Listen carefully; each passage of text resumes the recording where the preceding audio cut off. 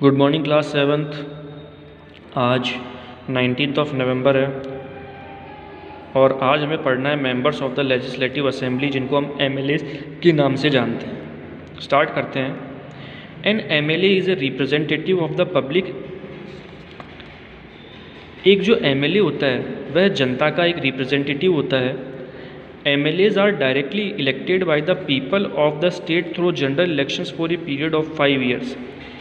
MLAs को direct जनता चुनती है जनरल इलेक्शंस के थ्रू 5 वर्षों के लिए।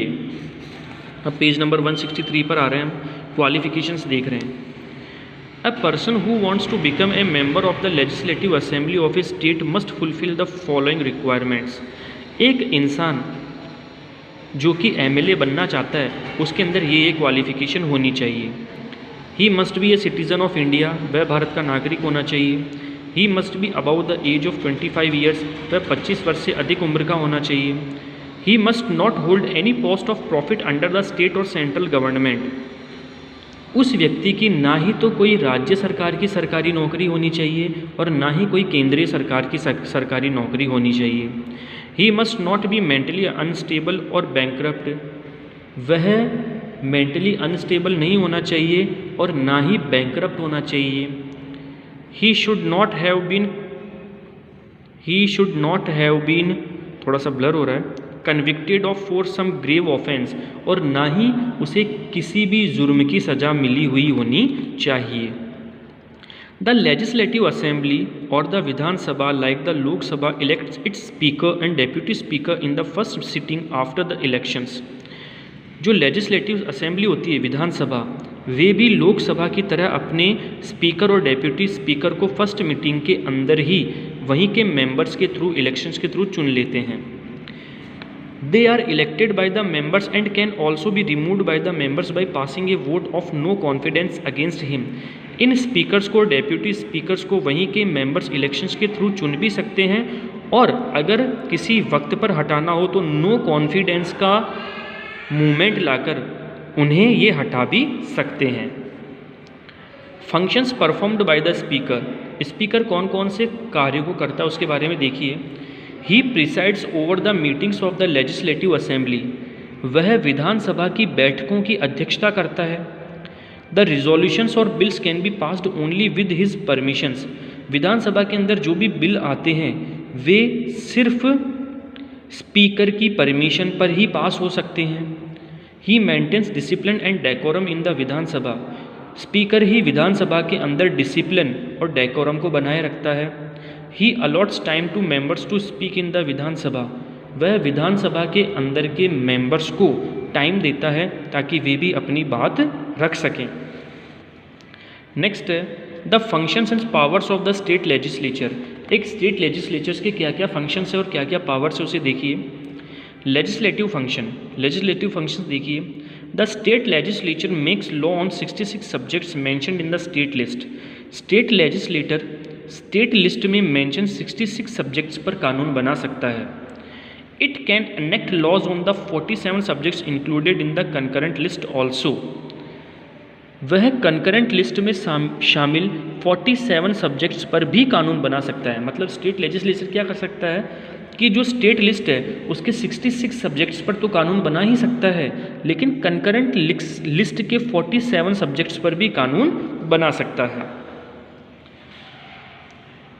But if a law passed by the state legislature is similar to a law passed by the union parliament on the same subject, then the central law prevails and the state law does not come into force। लेकिन state legislature द्वारा पारित एक कानून समान विषय पर union parliament द्वारा पारित कानून के समान है, तब यूनियन पार्लियामेंट कानून ही लागू होता है और स्टेट लेजिस्लेचर का कानून लागू नहीं होता है। ठीक है, मतलब अगर स्टेट लेजिस्लेचर भी एक कानून बनाना चाहती है और वही कानून यूनियन पार्लियामेंट भी बनाना चाहती है, ठीक है, और यूनियन पार्लियामेंट ने अगर वो कानून बना दिया तो यूनियन पार्लियामेंट का ही कानून माना जाएगा, स्टेट लेजिस्लेचर का कानून नहीं माना जाएगा। कंट्रोल ओवर द एग्जीक्यूटिव, कार्यकारी पर स्टेट लेजिस्लेचर का कंट्रोल कैसे होता है देखिए। The council of minister is collectively responsible to the legislative assembly. Ministers की जो काउंसिल होती है वे लेजिस्लेटिव असेंबली के लिए रेस्पॉन्सिबल होती है, विधानसभा के लिए रेस्पॉन्सिबल होती है।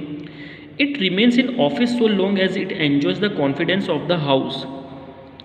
यह तब तक पद पर रहता है जब तक कि यह सदन को विश्वास प्राप्त करता है। Different members of the state legislature can ask questions on a large number of government activities and the same are to be answered by the council of ministers।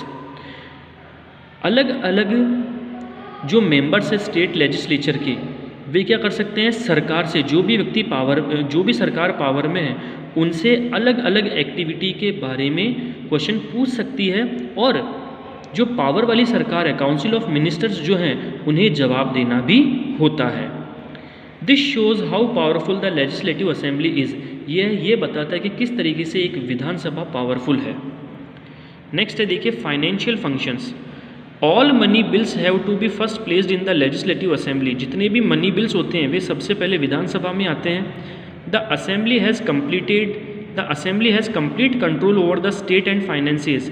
विधानसभा को ही यह पूरा कंट्रोल होता है कि वे स्टेट को और फाइनेंस को कंट्रोल कर सकें। Do you notice that the functions and powers of the state legislatures are more or less similar to those of the parliament and the centre. क्या आपने इस चीज़ को नोटिस किया है कि एक विधानसभा के जो कार्य होते हैं वे कुछ कम या ज़्यादा लेकिन पार्लियामेंट के बराबर ही होते हैं। तो क्लास 7 आज हम सिर्फ इतना ही पढ़ेंगे, बाकी का हम पढ़ेंगे हमारी नेक्स्ट क्लास में। तब तक के लिए थैंक्स।